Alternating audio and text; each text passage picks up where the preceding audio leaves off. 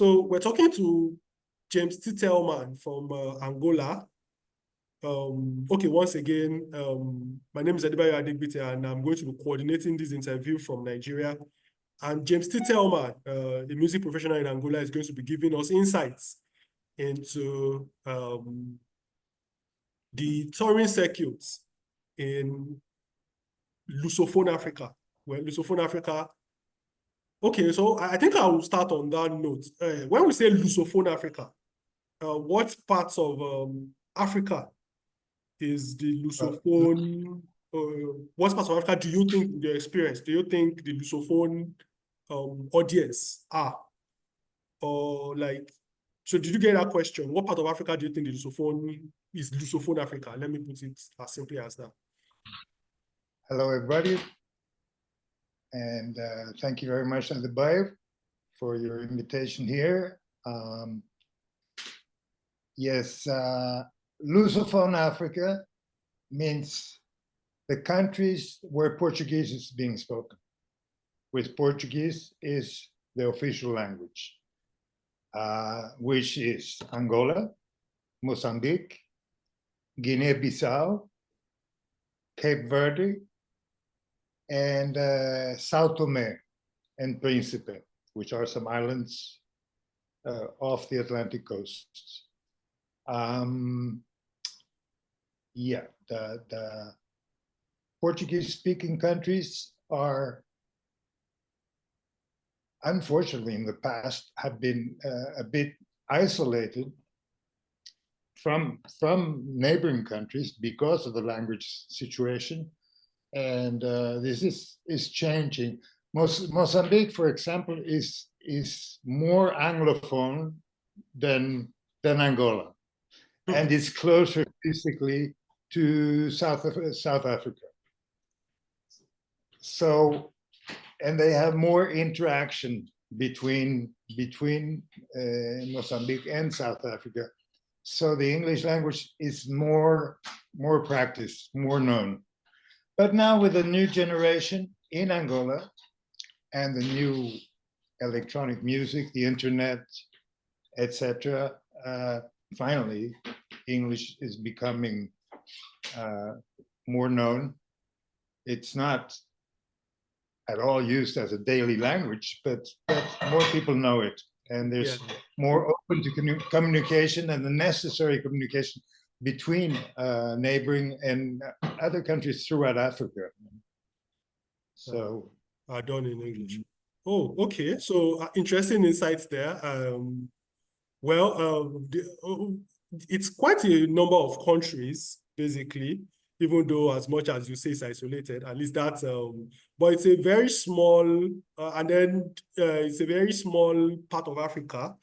And English is actually, coming into regular domain as opposed to even Portuguese filtering into English. So that creates some sort of problem, getting actual Portuguese music out to the rest of Africa. Because the question is always, why do we need to learn Portuguese when even the Portuguese are learning English, so to say? So, okay, so now the question really is, so what is the touring circuit like between those countries that you mentioned? Because in East Africa, for example, they have a very good policy where somebody can live in Kenya, go into Tanzania to perform, or leave Tanzania, go into perhaps, the Congo or perhaps Burundi. So is the Lusophone Africa industry sort of the same, or are there barriers just like maybe some other parts of Africa? There is communication and touring ongoing between Angola and Mozambique, excuse me. A lot, it's like Nigeria and English-speaking countries connect a lot with UK, and London, and French-speaking countries connect a lot with France. France, yes, true. Many people say in Europe and in the world, Paris is kind of a center for African music outside of Africa. It's a bit relative, But in Portuguese-speaking countries, there is, of course, the same relation with Lisbon.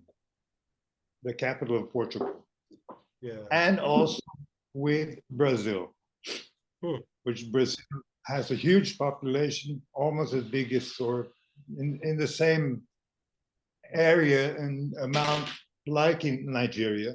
Now, Angola has 32 million, and probably thinking rapidly without checking all my numbers, all the Lusophone countries are somewhere below 100 million, maybe 80. I'd have to double check the numbers, So it's the in a number of situations, statistics, it's a different game. But the importance is, and 50 years back, there was a huge moment for Pan-Africanism. And that sort of died out in many ways, but now it's coming back with the youth and with the internationalization and electronic music. And many people, young people, know the importance of that connection and to share the African reality between the different language groups also. So as far as touring goes, there is, yes, Angolan artists who go to Mozambique. They go to also Portugal, Lisbon, Portugal, and they go to Brazil. And also, of course, some to South Africa. Now, this should be, in my opinion, should be much bigger. And of course, Namibia, which is right next between South Africa and Angola, some, but not at all enough. It really should be something that needs to grow and needs to open up. And one of the reasons for this, the constraint is the difficulty to travel throughout Africa. Sometimes, unfortunately, sometimes it's easier to catch a plane to somewhere in Europe, to Lisbon and Paris or London, and come back to Africa. It's absurd, but it's unfortunate, real. But one feeling I have that's very important to change this is we need to influence policies and politicians, and we need to connect on the level of the African Union. Not AI, but AU. Yes. Which is the African Union, and we really need to, because I'm convinced that all the cultural ministries of all the different African countries are very interested and wish there could be more sharing and cross-border activities. Unfortunately, Ministry of Culture is not the most sponsored ministries and high budget industries in the different countries, but we as music industry people, we really need to lobby in the political levels and on a African Union policy level that we can simplify getting visas. We need to simplify air travel, which is not a ministry issue, it's the private air companies issue. But probably the airline that goes to most countries in Africa is Air Ethiopia. Yeah. But like going from Angola to Nigeria is complicated. Yeah, unfortunately. I think I know this because traveling from even now, because the problem you identified is a very serious problem even in West Africa that I'm in now. It's very easy. Cameroon shares a border in Nigeria. In terms of maybe getting a bus into Cameroon will probably take you perhaps in a way, maybe half a day at most, 12 hours or 14 at the very least. But then to get a flight into Cameroon will take you at least 2 days. And Cameroon is next to Nigeria. So, so it's, as you said, it's a serious problem that of course is part of what we've been talking about on the conversations. So, and that leads me to the next question, really. Okay, so we're talking about how strong the touring circuit is and the challenges touring circuits have been facing. So what's important, how important do you think a strong touring circuit between the countries in Africa, starting from the Lusophone countries, how important do you think that touring circuit is to developing the African music industry? Because we know that the African music industry needs to take a step forward. There are a lot of things to do. So how do you think a touring circuit, a very strong touring circuit, based on this, how do you think it will impact that? Yeah, I mean, definitely it's very important and people long to have other African countries like in Angola to come into the interchange and to come artists from the other countries. So of course it's the one place we really need to push and to lobby and to change the whole continent so we can have a larger touring circuit. There are in Luanda, in Angola, there's a biannual biennale festival of culture through the Ministry of Culture and through UNESCO.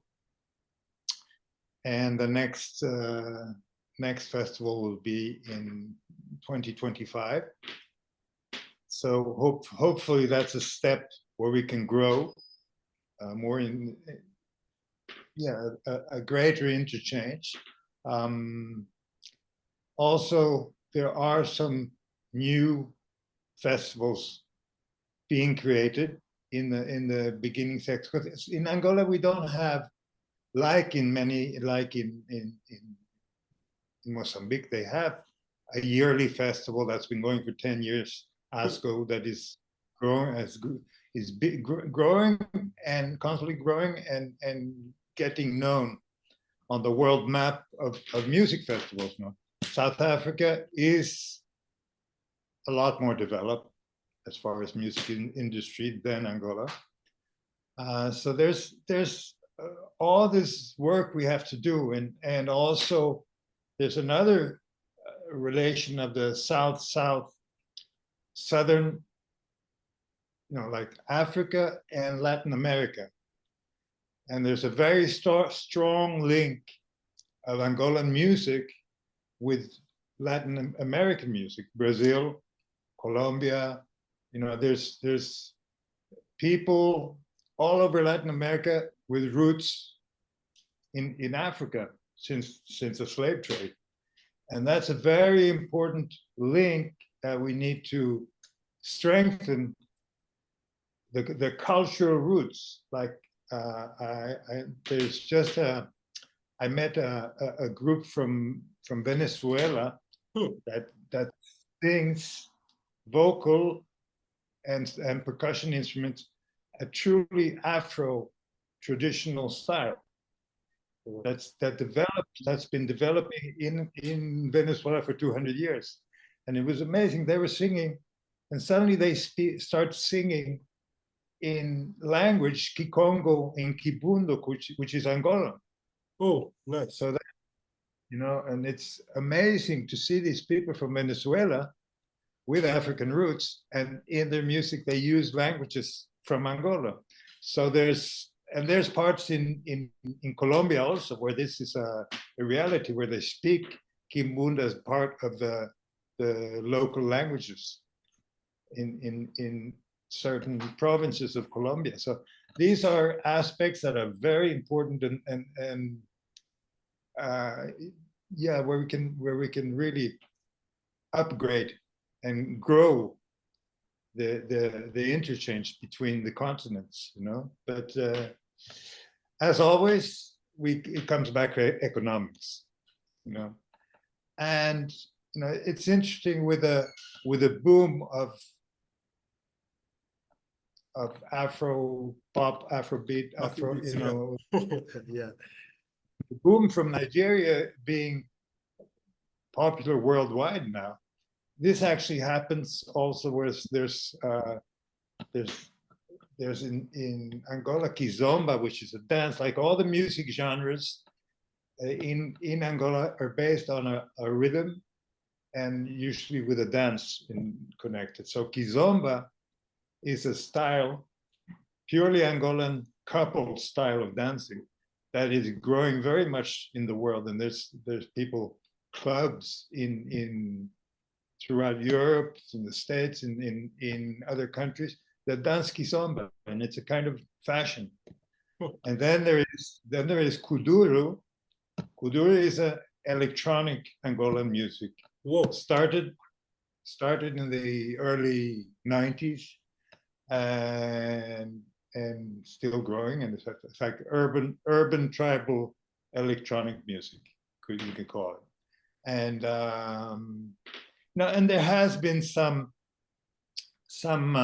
collaborations with Angolan music. There's one specifically who, it's now a few years ago, I think it's like already, time goes fast, it's already 8 years ago. Yuri da Cunha made collaborations with a Nigerian singer called Flavor. Oh, okay, yeah, I think I remember that song, yeah. Yeah, but definitely we need to do more experiments and collaborations like that, because I mean,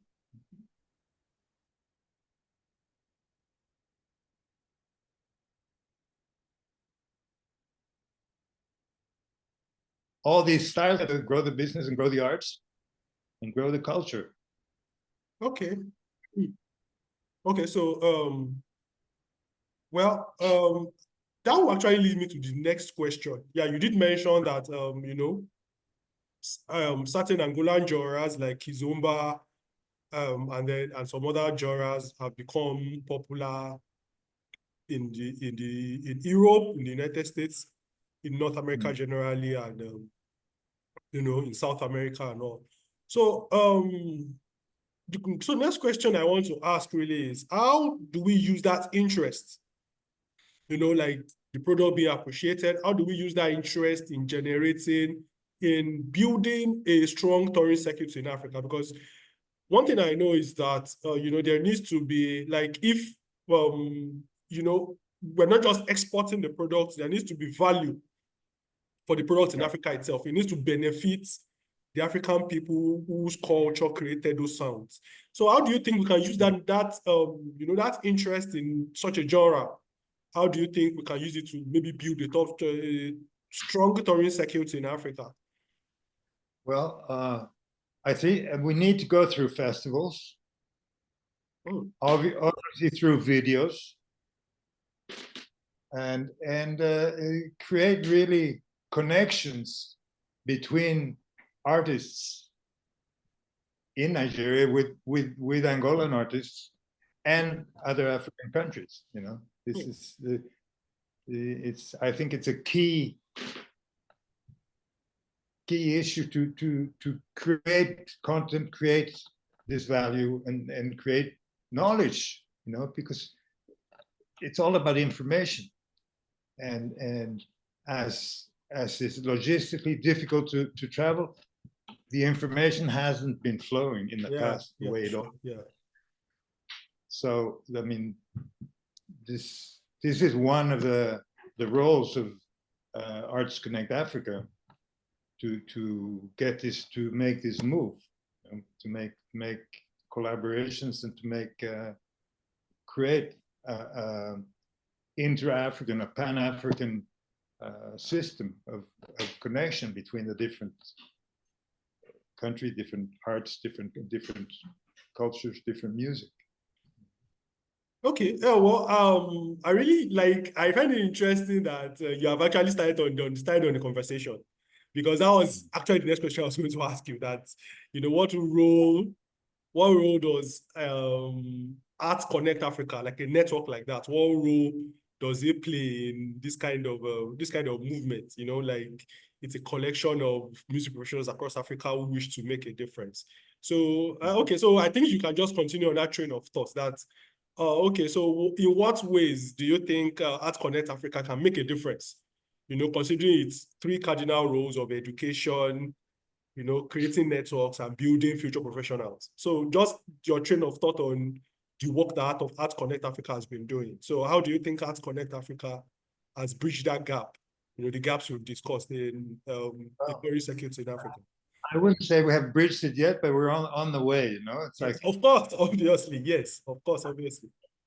time goes fast, and you know, we're already almost 4 years behind the pandemic, which Whoa, is yeah, incredible. yeah. Incredible. We're you know, approaching the end of 2024 already, and now all we think about 2025 as far as programming and all that. And but yeah, we just have to keep doing that and keep pushing. And I think the one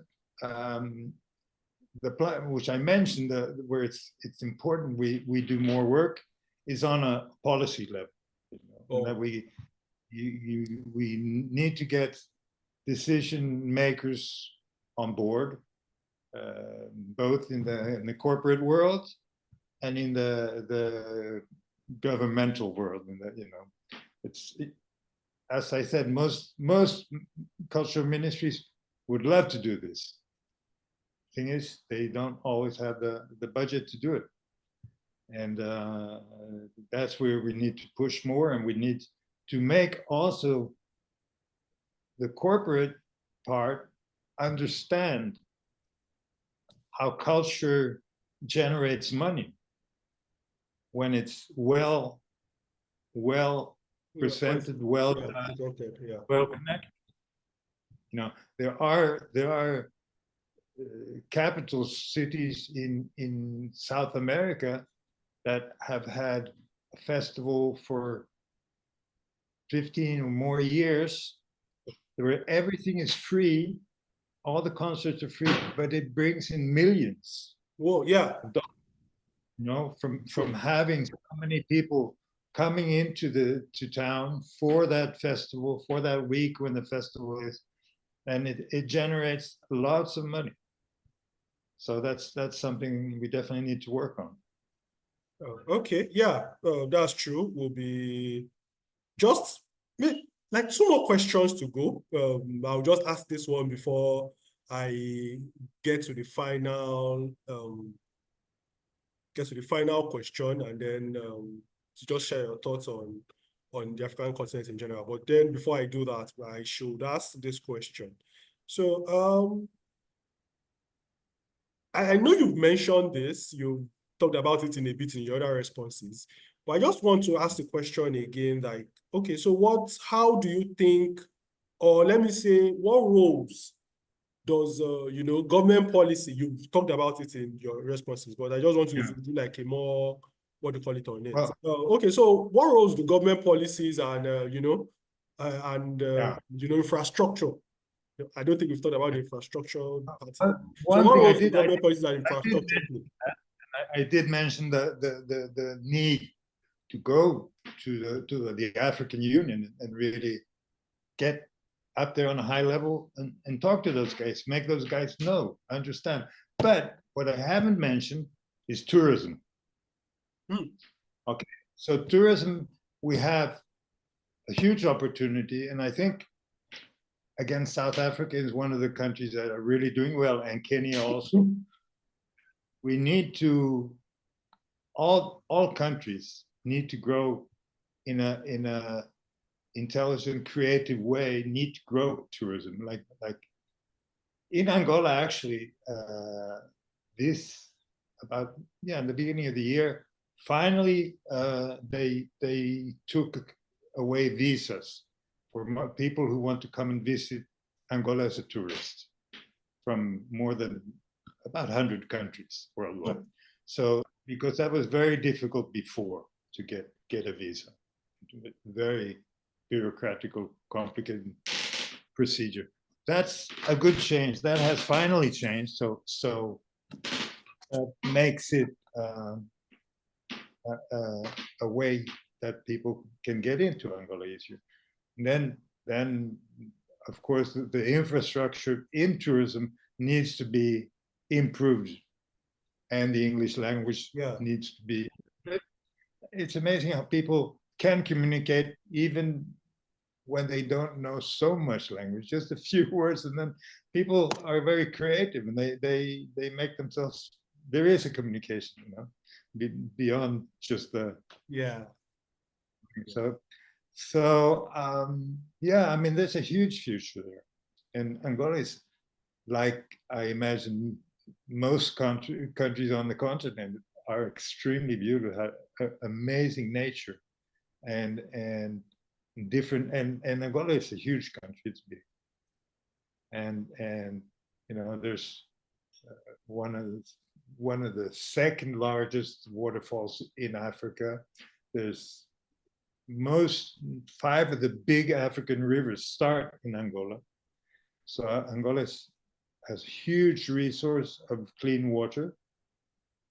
And yeah, I mean, tourism is definitely a key to improve Angola as far as connecting with other countries.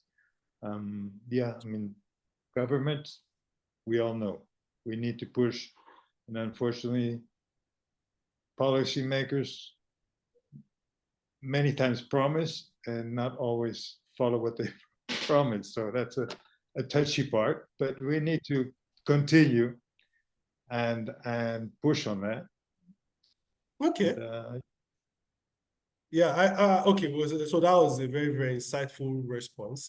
I was going to say, you know, to share your final thoughts and on the whole, you know, touring circuits in Africa and then the role of the ACA. But I think you pretty much hit the nail on the head as far as this discussion is concerned. So it's been very great talking to you on it.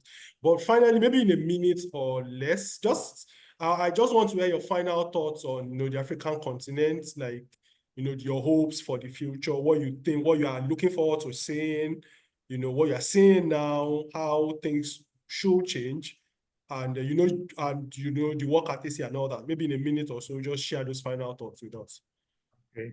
Well, definitely communication is improving. Internet is improving. You know, it's not, I wouldn't say it's in every municipality in Angola, but almost. I mean, it's getting there. And you know, the smartphones have their role also. But so, I mean, the communication is a key to the future of the industry, and working with festivals from country to country, and also with the diplomatic missions. And there, I mean, the most foreign acts that come into Angola, the last 5 years, 10 years ago, there was actually more money available, and there was private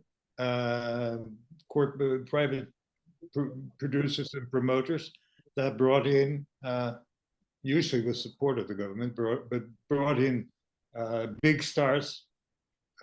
Lots of rappers came 10 years ago, 15 years ago, from the States. But we need to connect further with Nigeria, with Uganda, with Kenya, with Tanzania, with South Africa, you know, Zimbabwe, Namibia.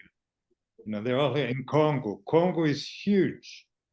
Congo has such a musical wealth and a huge connection, because there's actually the northern Angola are Bakongo people.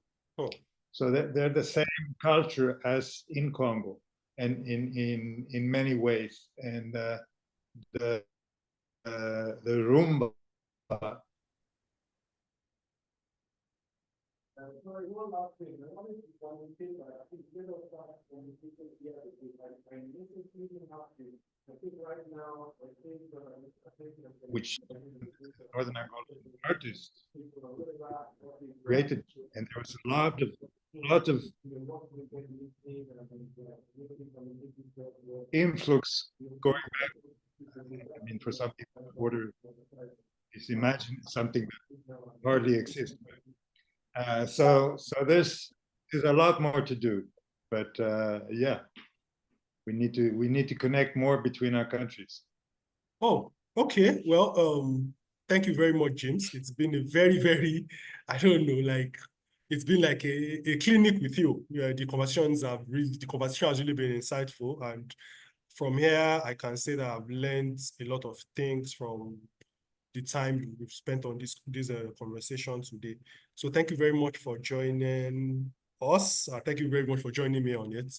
I hope we do have a longer conversation than this on it sometime in the future. So I'll be looking forward to talking to you again, obviously. So yes.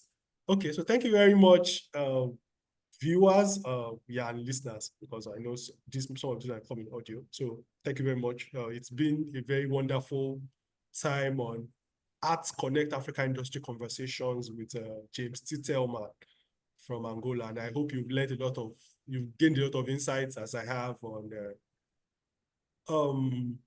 touring circuits in Africa, the Lusophone connection. So thank you very much. See you around sometime later on another edition of African Industry Conversations. So yeah. So Thank James, you very much. do have a wonderful rest of the week. Do take care of yourself. I think I'll see you sometime later. Yeah, Great. bye. Excellent. Thank you so much. Yeah, you're welcome. Yeah.